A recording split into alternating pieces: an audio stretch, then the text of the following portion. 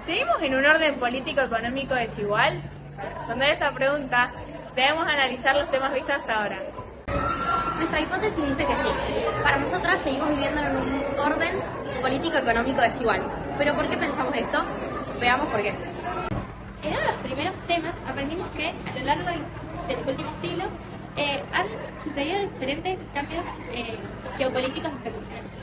Estos liderados, cada etapa liderada por una potencia que impone sus reglas internacionales a sí misma.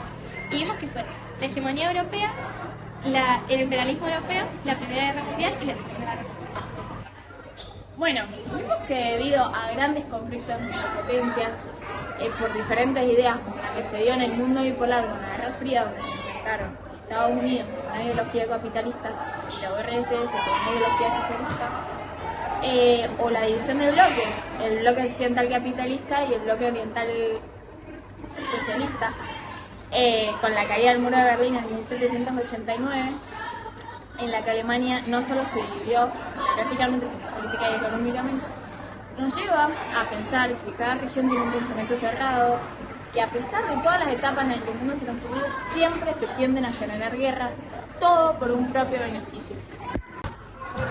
Como dijimos anteriormente, durante la Guerra Fría el mundo estuvo dividido en dos bloques. Del lado capitalista, con Estados Unidos como polo principal, y del lado socialista, con la URSS. De ahí lo denominamos no bipolar. Como sabemos, el capitalismo tiene como ideología al Estado. Y también está caracterizado por la oposición del Estado hacia la economía. ¿Y qué quiere decir eso? Quiere decir que el Estado no interviene. Esto nos da libertad de mercado, también propiedades privadas y los precios se ponen a través de la oferta y demanda. Bueno, mientras que en el socialismo, teniendo como referente en la historia a Karl Marx, está caracterizado porque el Estado y el gobierno trabajan en conjunto, teniendo así una producción dirigida por el Estado a través de organismos de planificación. Es decir, que el Estado decide qué se produce, para quién y cuándo. Esto nos lleva a creer que ambas ideologías tienen buenas ideas y buenas formas de organización, pero también sabemos que entre sí ambas tienen ciertas rivalidades. Por ejemplo, si no trabajan en conjunto o no saben tomar lo mejor de cada ideología, es imposible que tengamos la igualdad de la organización política económica mundial. Como vimos anteriormente, sabemos que el mundo ha transcurrido diversas crisis. Y bueno, con llevó a las ideologías y al Estado a formarse. Uno de los ejemplos podría ser el Estado de bienestar y el Estado neoliberal. Bueno, en el caso del Estado de bienestar, que intervenía en el mercado y se creó con el fin de garantizar el empleo, las industrias debieron cambiar su forma de producir y así aparece el Fordismo, el cual consiste en la especialización de tareas de cada trabajador en la reducción de la ejecución. Pero en la década del 70 surge otra crisis, dejando caer así a este Estado y estancando la economía. Luego de esto surge el Estado neoliberal, que promueve la liberación de la economía y la autorregulación del mercado. Este es un claro ejemplo de que si ambas ideologías se complementan, se puede salir de esta crisis, pero aún así sabemos que pueden volver a caer en esta desigualdad, ya que los estados tienen distintas formas de trabajo que perjudican a los trabajadores desde lo que es la explotación hasta la falta de recursos necesarios, y bueno, en esto solamente salen beneficiados los dueños de las empresas. Como dijimos anteriormente, surgieron dos modelos productivos luego de estas crisis, el fordista y el posfordista. El fordista está caracterizado por las grandes fábricas, la producción en serie, los bienes durables y los productos similares entre sí.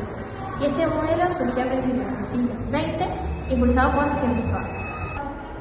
Mientras que el posfordista, que surge en la década del 70 y está caracterizado por las fábricas más pequeñas, los trabajadores multifuncionales, la reducción y desempleo de trabajadores, esta producción responde a la demanda, a la informática y a la petroquímica.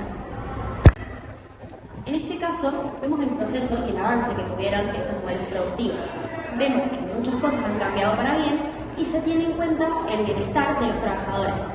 Aunque para poner en práctica la nueva tecnología se debe tener los recursos tecnológicos y según lo estudiado, sabemos que no todas las regiones lo poseen. Los países con más facilidades para obtener recursos son los desarrollados. En cambio, los países que los recursos no llegan a toda la población se conocen como países subdesarrollados. Además, podemos identificarlos teniendo en cuenta el lugar que ocupan en el mapa. Los situados en el centro son los países desarrollados, mientras que la parte periferia son los subdesarrollados. Además, vimos que las desigualdades socioeconómicas dividen el mundo en países desarrollados y subdesarrollados. Dentro de estas tenemos el desarrollo humano desigual, ya que hay un desequilibrio entre la población y la distribución de los recursos. Como dijimos anteriormente, esta división se caracteriza por la desigualdad de recursos, teniendo en cuenta los distintos factores, por ejemplo, la tasa de natalidad, mortalidad y el crecimiento de la población. En el caso de los países desarrollados, tienen un bajo crecimiento de la población, debido a que tienen una natalidad y una mortalidad baja. Esto se debe a que tienen recursos necesarios y la mayoría de las enfermedades han sido erradicadas, sumadas a la baja natalidad y elevada esperanza de vida.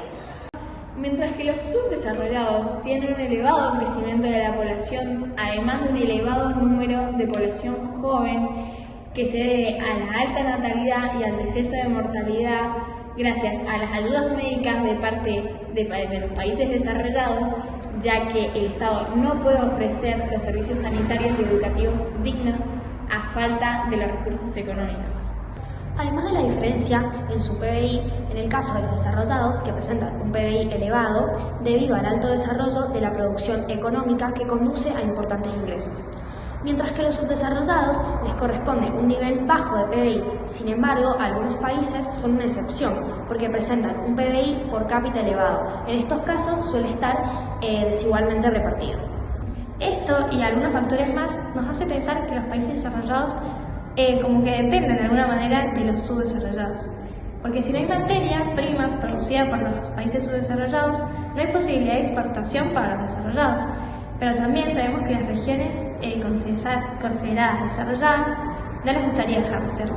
Y está en constante competencia, ya sea con otros países desarrollados, por ejemplo China y Estados Unidos, o con las regiones subdesarrolladas, así que hay una mantener esta desigualdad. Teniendo en cuenta los argumentos antes mencionados, sostenemos nuestra opinión de que seguimos en un orden político-económico desigual, ya que en la mayoría de las ocasiones notamos que estas ideologías o regiones están en constante conflicto o competencia.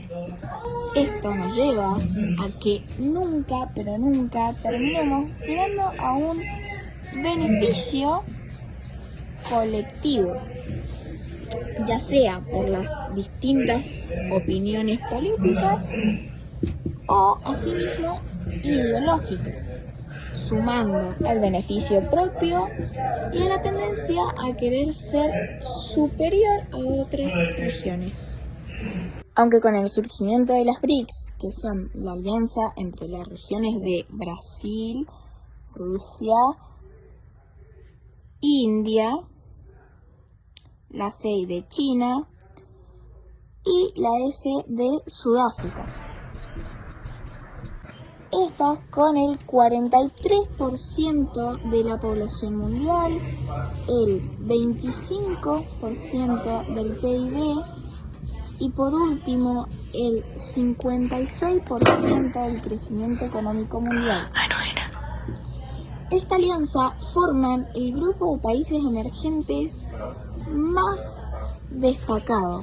Estas regiones dejaron de ser un bloque aspiracional y pasaron a convertirse en un bloque geopolítico de pleno derecho de la comunidad internacional, debido a su progreso económico y su PBI, pues superó al de sus homólogos del G7 en términos de paridad de poder adquisitivo como porcentaje de PBI mundial. Teniendo esto en cuenta, ahora sabemos que se está empezando a dejar de lado estas tendencias al beneficio propio. Y se creó esta alianza, la que nos hace pensar que tal vez en un futuro esta situación mejore y por fin logremos poder convivir en un orden político-económico igualitario.